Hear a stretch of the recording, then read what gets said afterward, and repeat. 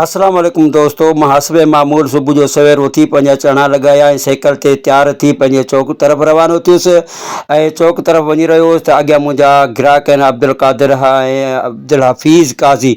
हिननि ऐं ॿियो आहे पंहिंजो हिते जेके हुननि मूंखां जेका छोला ख़रीद कया आहिनि, छोलनि जो मुंहिंजो अहिड़ो तमामु हिकिड़ो बहितरीनु टेस्ट आहे जेको हिकु दफ़ो मुंहिंजा छोला खाईंदो आहे वरी बार बार मूं तरफ़ ईंदो आहे, मूंखां छोला वठंदो आहे। ऐं हितां निकितुसि अॻियां आहिनि मुंहिंजा पंहिंजे ॻोठ जा सैयद आहिनि, सैयद फाज़िल शाह, सैयद मलूक शाह, सैयद शहबान शाह ऐं मुंहिंजा ॿारड़ा।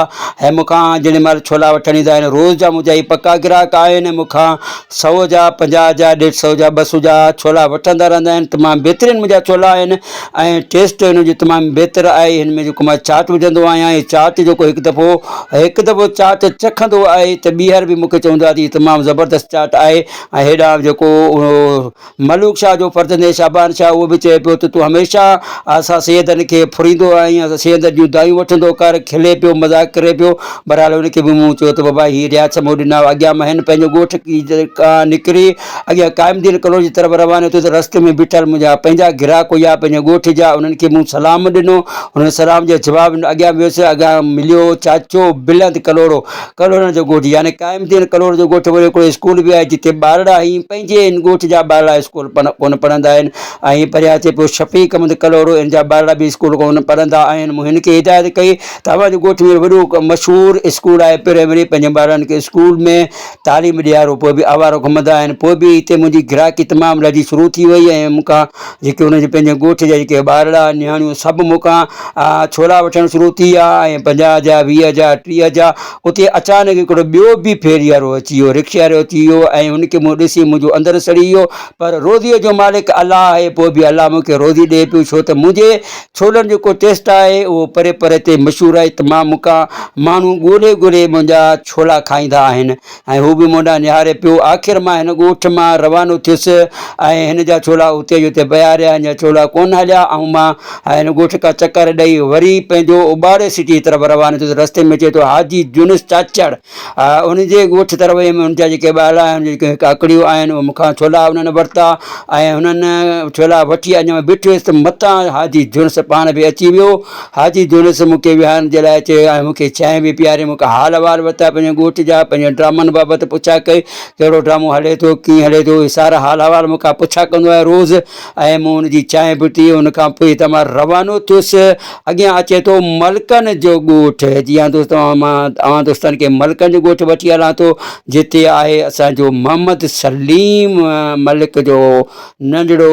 हीअ अचे पियो, ॾिसो पिया, हीअ अचे पियो नंढिड़ो, बिल्कुलु नंढिड़ो आहे, 4 साल जो हूंदो या 4 सालनि जो। हिन खे हीअ 100 जो नोट आहे। हिनजी ॾिस वटीअ में मां हिन खे 40 जा छोला ॾींदुसि ऐं बक़ाया हिन खे 60 रुपयो। वरी हिन खे हिते ई रवानो करे पंहिंजे घर जी तरफ़ रवानो कयां थो, रोड क्रॉस कराए।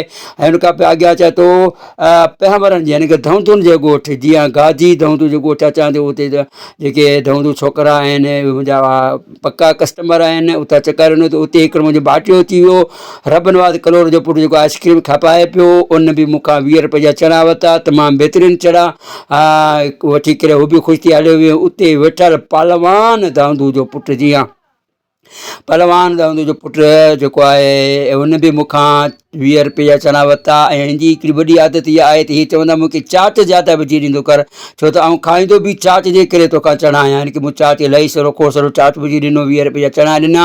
हितां रवानो थियुसि, अॻियां आयुसि। इन जो पंहिंजो ई ॾाॾो आहे, जी हाँ गाजी खान पांवर जे आरे मशीन ते वियुसि, जिते ॾाॾो गाजी खान लेटियल हुयो। जी हाँ मां दोस्तनि खे वठी हलां थो। ओ हीअ अथव ॾाॾो गाजी खान।